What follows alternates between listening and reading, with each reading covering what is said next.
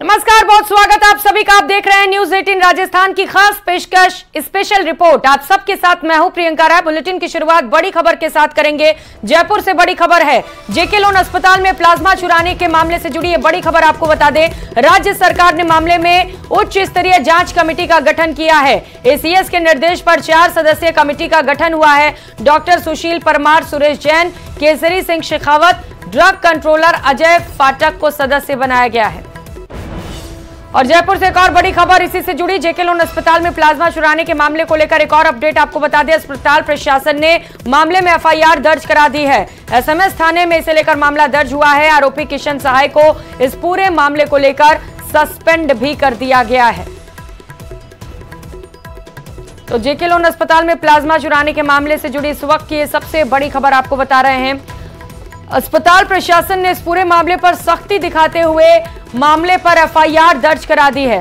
SMS थाने में इसे लेकर मामला दर्ज हुआ है और आरोपी किशन सहाय को इस पूरे मामले में दोषी पाते हुए सस्पेंड भी किया गया है। सहयोगी सौरभ हमारे साथ जुड़ चुके हैं। सौरभ, अब एफआईआर दर्ज कर ली गई है, क्या कार्रवाई की जा रही है पुलिस की ओर से? देखिए, मैं आपको बता दूं कि ये एक बहुत चौंकाने वाला मामला जेके लोन अस्पताल, जो बच्चों का अस्पताल है, यहाँ से निकल कर आया है कि परसों रात को जो है वो यहीं का जो ब्लड बैंक है वहां इसका एक टेक्नीशियन जो है वो प्लाज्मा चोरी करते हुए पकड़ा गया। उसके हाथ से करीब 70 यूनिट जो है वो प्लाज्मा पकड़ा गया है। उसके बाद जेके लोन अस्पताल और राज्य सरकार स्तर पर जो है वो हड़कंप मच गया और लगातार कमेटियां जो है वो गठित की जा रही है। पहले अस्पताल प्रशासन की ओर से एक कमेटी गठित की गई थी और अब राज्य सरकार की ओर से भी कमेटी का गठन जो है वो कर दिया गया है। और जो टेक्नीशियन जिस पर चोरी का आरोप है उसको सस्पेंड करने के साथ ही उसके खिलाफ एफआईआर जो है वो दर्ज की जा चुकी है। एसएमएस अस्पताल में उसके खिलाफ एफआईआर जो है वो दर्ज की गई है। चूंकि ये मामला बहुत गंभीर इस लिहाज से है क्योंकि प्लाज्मा जो है वो अस्पताल की ओर से जो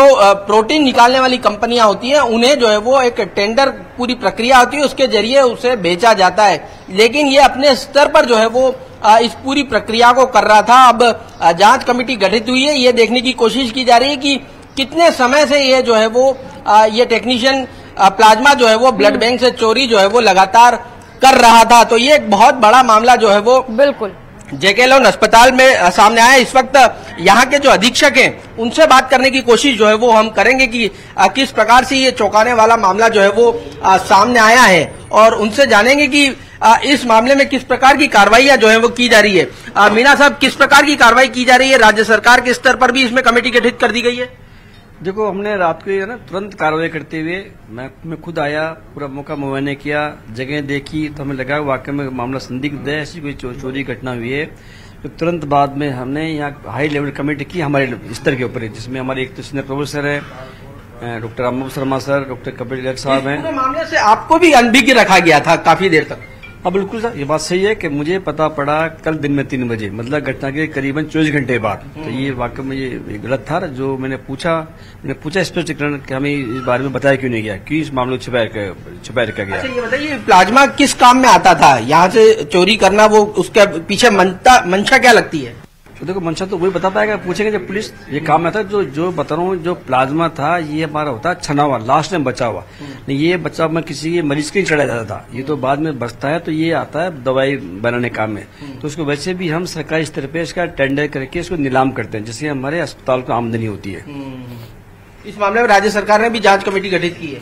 थोड़ी देर पर सूचना मिली है कि आज मैं खुद सुबह गया था, हमारी respected SSD madam Subra Singh madam से मिला। मैं पूरी बताई वस्तु स्थिति, क्या घटना हुई, कैसे हुई, उन्होंने देख के उन्होंने खुद ने अपने दिखाते हुए संवेदनशीलता इसमें अपने स्तर पे बहुत बड़ी राज्य स्तरीय कमेटी गठित कर दी गई है। तो इस संपूर्ण मामले की जांच खुद करेगी और हमने रात को ही मामले की गंभीरता देखते हुए इसकी एफआईआर दर्ज करा चुकी है। मैं आपको बताना चाहूंगा, जिसमें जो भी दोषी होगा उसके खिलाफ सख्त से सख्त कार्रवाई की जाएगी और कार्रवाई चालू कर चुके हैं। रात को उसको सस्पेंड कर दिया गया है और उस तरह से पुलिस अरेस्ट भी कर लेगी। और जब तक हमारे ब्लड बैंक के इंचार्ज है उनको भी हमने यहाँ से उसको टेम्पलेट हटा दिया गया है। बिल्कुल सौरभ, मामला बहुत गंभीर है और ऐसे में जांच बेहद जरूरी है। हालांकि राज्य सरकार की ओर से भी कमेटी का गठन किया गया है और पूरे मामले पर जब जांच होगी तब पता चलेगा कि और कौन कौन लोग दोषी हैं और आखिर जब जब ये प्लाज्मा चोरी किया जा रहा था तो इसका क्या किया जा रहा था। आप नजर बना रखिएगा। बहुत शुक्रिया आपका तमाम जानकारियों के लिए। और खबरों में आगे बढ़ेंगे। पाकिस्तान में एक बार फिर तख्ता पलट की हलचल तेज हो गई है।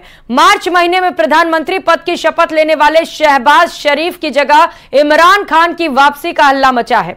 इमरान खान की पार्टी के नेताओं ने खुलेआम ऐलान कर दिया है कि आर्मी चीफ आसिम मुनीर और इमरान खान में बड़ी डील डन हो चुकी है। इस डील में मौलाना डीजल के नाम से कुख्यात फजल उर रहमान ने अहम किरदार भी निभाया। सीक्रेट डील पर पीटीआई नेता ने सनसनीखेज पर्दाफाश किया है। क्या हुआ है पर्दाफाश, इस रिपोर्ट में देखिए।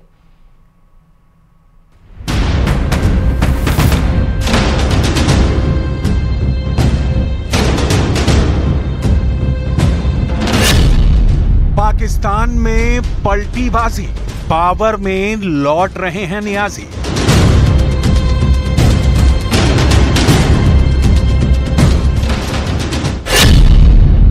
शहबाज के सिर पर मुनीर ने लटका दी दो धारी शमशीर।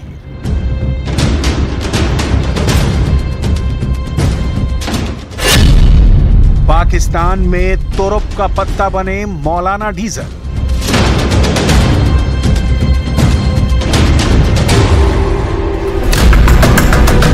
इस्लामाबाद का तख्त फिर से डोल रहा है। कठपुतलियों में फेरबदल की तैयारी है। प्रधानमंत्री पद पर नई ताजपोशी की जबरदस्त हलचल है। शहबाज शरीफ की विदाई और इमरान खान की सत्ता में वापसी के चर्चे रावलपिंडी से इस्लामाबाद तक हिलोरे मार रहे हैं। ऐलान तो यहां तक हो रहा है कि जेल में बंद इमरान खान ने आर्मी चीफ आसिफ मुनीर से बड़ी डील डन की है। डील के तहत उन्हें फिर से पपेट पीएम की पदवी मिलेगी, मगर कुछ शर्तों के साथ। जाहिर है ऐसे में मौजूदा पीएम शहबाज शरीफ की शामत आएगी। लेकिन अचानक ही सारा पासा पलट कैसे गया? पाकिस्तान की हुकूमत की चूलें क्यों हिल गईं? किसने की इमरान खान की सेना से सेटिंग? क्या बुशरा बीवी के एजेंट्स ने मिशन पॉसिबल बनाया, या फिर डीजल मौलाना ने शरीफ ब्रदर्स को गच्चा दिया? हकीकत हैरत अंगेज है, मगर जो खिचड़ी पड़ोसी मुल्क में पक रही है उसने नवाज शरीफ और भुट्टो खानदान का जायका बिगाड़ दिया है। क्योंकि इमरान की जेल से रिहाई और पीएम की पावर में आना पाकिस्तान में बड़े कत्लेआम का सीधा सिग्नल है। सबसे पहले सुनिए कभी पाकिस्तान के विज्ञान मंत्री रहे फवाद चौधरी क्या कह रहे हैं। डील जो है वो आउट ऑफ क्वेश्चन है। कोई भी अगर इमरान खान आज डील करते हैं एस्टैब्लिशमेंट से, या तो वो तो शहबाज शरीफ बन जाएंगे। आज आप देखिए ना शहबाज शरीफ की क्या हैसियत है। शहबाज शरीफ की हैसियत सेलेक्टेड पीएम की है, लेकिन आर्मी चीफ आसिम मुनीर को यह सिलेक्शन रास नहीं आ रहा है। अडियाला जेल में बंद इमरान खान को इसी मौके का इंतजार था। जिन फवाद चौधरी ने शहबाज शरीफ की हैसियत बताई है, उन्हीं से सुनिए इमरान और आर्मी चीफ की डील में बिचौलिया कौन है। पाकिस्तानी हुकूमत का तुरुप का पत्ता भी खुल गया है। मौलाना फजल उर रहमान जो हैं वो इस वक्त सबसे मेरे ख्याल में एक तुरुप का पत्ता है इस सारे इस कार्ड की गेम का। अगर इस वक्त कोई बादशाह है तो फजल उर रहमान है, और वो अगर ना माने इस हुकूमत तो उसको मैनेज ना कर सकी, ये हुकूमत नहीं चल सकती। इस कदर की साफ़गोई शायद ही कहीं दिखती हो, लेकिन ये पाकिस्तान की सियासत है। यहाँ हर घड़ी पासा पलटता है। आर्मी चीफ का माथा ठनका भर नहीं कि इस्लामाबाद में सिंहासन डोल जाता है, क्योंकि असल बादशाह सेना प्रमुख ही है, जिनसे इमरान खान की डील लगभग डन हो गई है।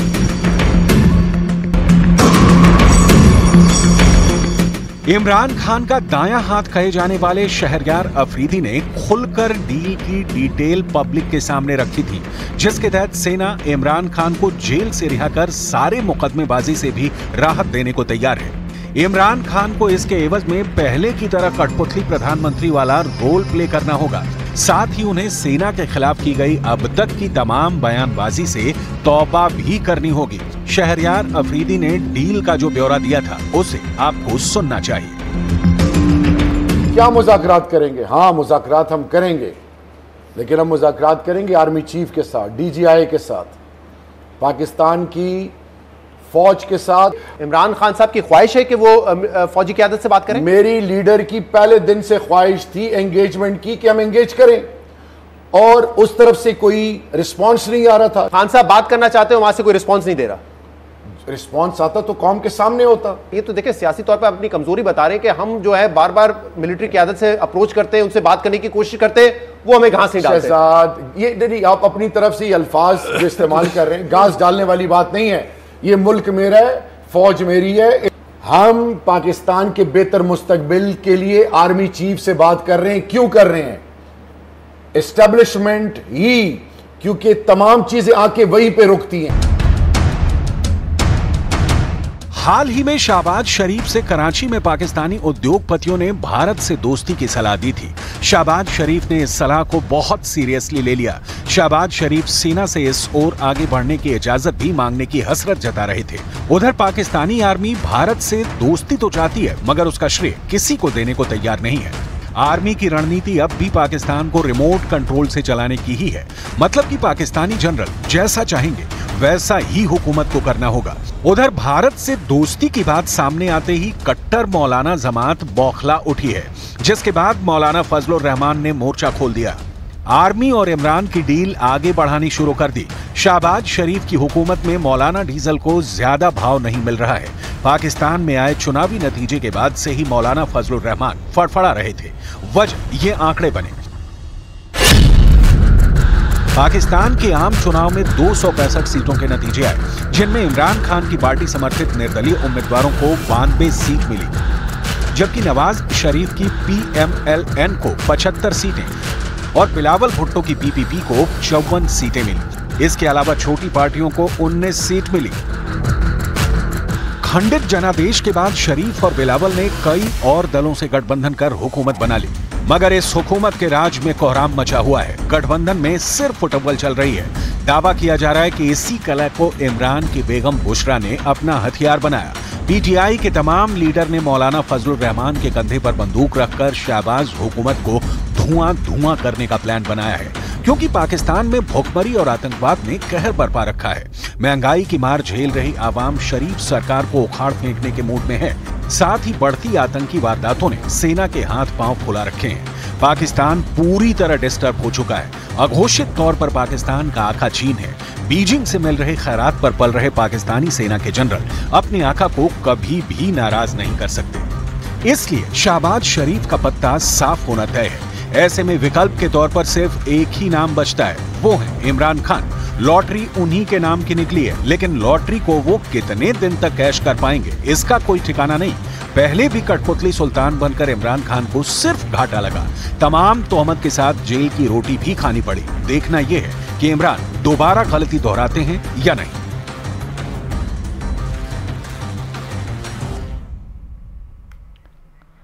पुंछ में हुए आतंकी हमले पर भी सियासत जोर शोर से हो रही है। पंजाब के पूर्व मुख्यमंत्री चरणजीत सिंह चन्नी के बयान के बाद सियासी घमासान तेज हो गया है।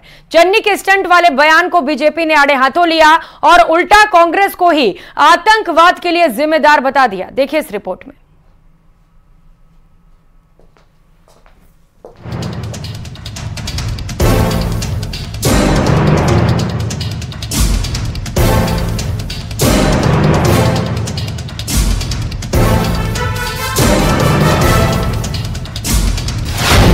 पुंछ में हुए आतंकी हमले पर सियासत। ये स्टंटबाजी हो रही है। सेना के अपमान पर बीजेपी की कांग्रेस पर स्ट्राइक। और जब एयर स्ट्राइक और सर्जिकल स्ट्राइक भारत के सैनिकों ने की तो उसके लिए कांग्रेस और विपक्ष के लोग कहते रहे कि फर्जी एयर स्ट्राइक है। आखिर आतंकवाद पर वोट पॉलिटिक्स कब तक?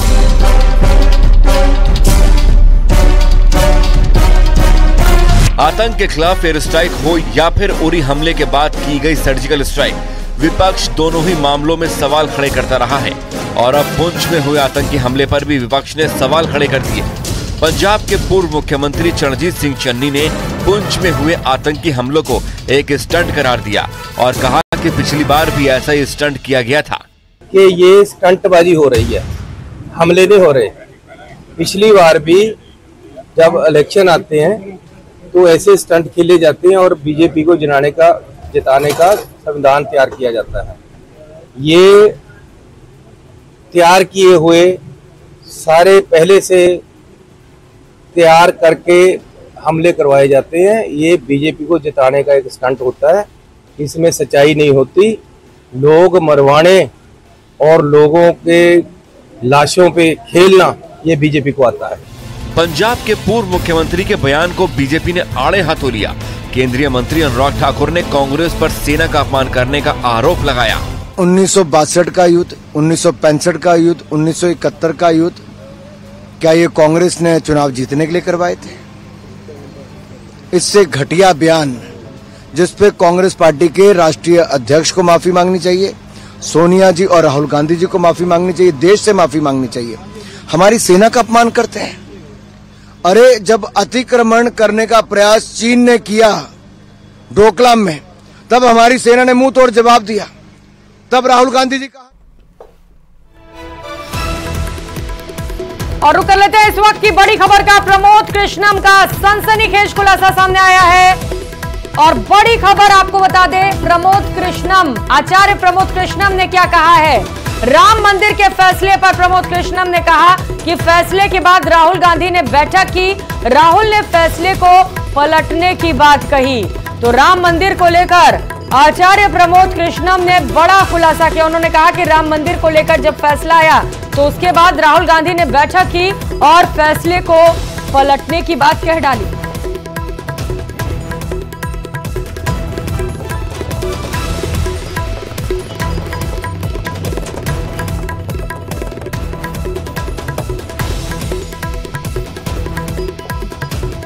तो हाल ही में कांग्रेस से भागे हुए हैं आचार्य प्रमोद कृष्णम। उसके बाद लगातार एक एक कर उनकी ओर से कई बयान सामने आ रहे हैं और कई आरोप भी लगाए जा रहे हैं। इसी बीच ये बड़ी खबर आपको बता रहे हैं, प्रमोद कृष्णम ने एक और सनसनीखेज खुलासा किया राम मंदिर को लेकर, जिसे लगातार लोकसभा चुनाव में बड़ा मुद्दा बनाया जा रहा है। भारतीय जनता पार्टी की ओर से बीजेपी इसे ऐतिहासिक फैसला बताते हुए लगातार अपने पक्ष में माहौल बना रही है, तो वहीं कांग्रेस इसे लेकर लगातार हमलावर भी। हालांकि कांग्रेस का रुख अब तक स्पष्ट नहीं हो पाया राम मंदिर को लेकर। और इसी बीच आचार्य प्रमोद कृष्णम ने कांग्रेस पर बड़ा आरोप लगा दिया। उन्होंने कहा है कि जब राम मंदिर को लेकर फैसला सामने आया तो उसके बाद राहुल गांधी ने बैठक की थी और इस फैसले को पलटने की बात कही थी। आचार्य प्रमोद कृष्णम ने राहुल गांधी और कांग्रेस पार्टी पर गंभीर आरोप लगाए हैं राम मंदिर को लेकर।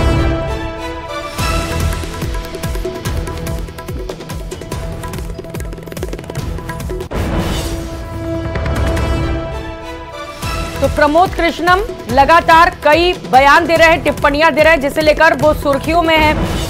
और एक और बड़ा बयान उनकी ओर से सामने आया है।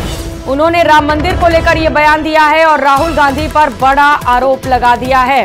उन्होंने कहा है कि राहुल ने फैसले को पलटने की बात कही। लगातार बीजेपी से लेकर कांग्रेस पर हमलावर भी है। विपक्ष पर इसे लेकर आरोप लगाए जाते हैं कि जो राम का नहीं है वो किसी काम का नहीं है। और बीजेपी कहती है कि कांग्रेस तो प्रभु श्री राम के अस्तित्व पर ही सवाल खड़े करती है। हालांकि कांग्रेस का कहना है कि हम प्रभु श्री राम को मानते हैं, लेकिन जो राम के नाम पर लूट मचाते हैं वो गलत करते हैं। प्रमोद कृष्णम की ओर से टिप्पणी सामने आई है और उन्होंने राहुल गांधी पर बड़ा आरोप लगा दिया है। राम मंदिर फैसले को लेकर आरोप लगाया है। सुनिए क्या कुछ कहा।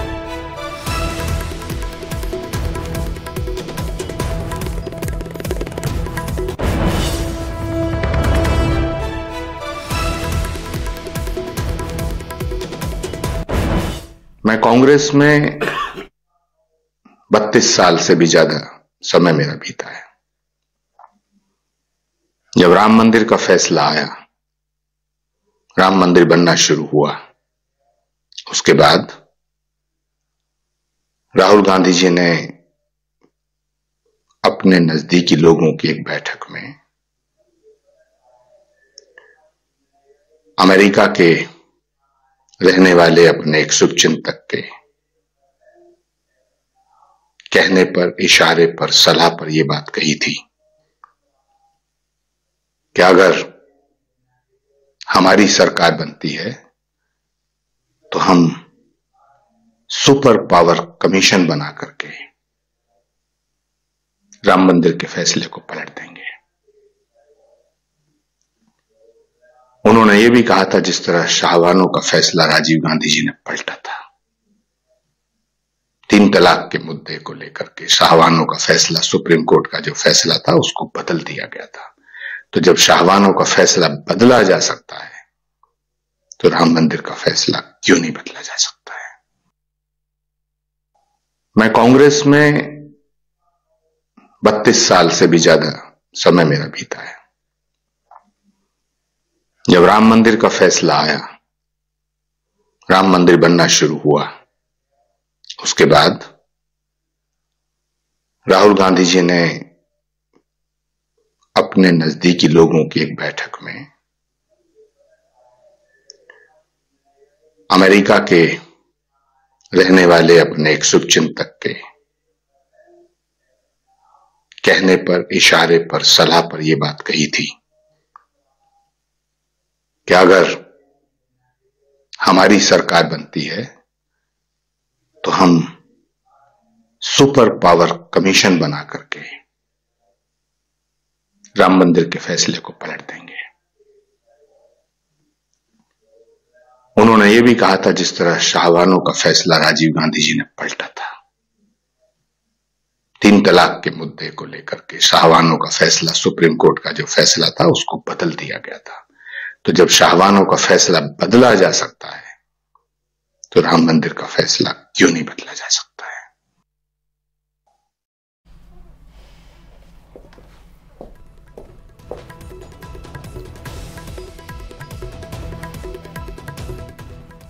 तो आचार्य प्रमोद कृष्णम को आप सुन रहे थे, जिन्होंने राहुल गांधी पर यह गंभीर आरोप लगाया। आपने सुना कि कैसे एक एक कर उन्होंने कांग्रेस की पोल पट्टी खोली और कहा कि जब राम मंदिर निर्माण को लेकर फैसला आया था कोर्ट की ओर से तो उसे भी राहुल गांधी ने लेकर टिप्पणी दी और बैठक करके कहा कि इस फैसले को बदल देना चाहिए। इस फैसले को क्यों नहीं बदला जा सकता।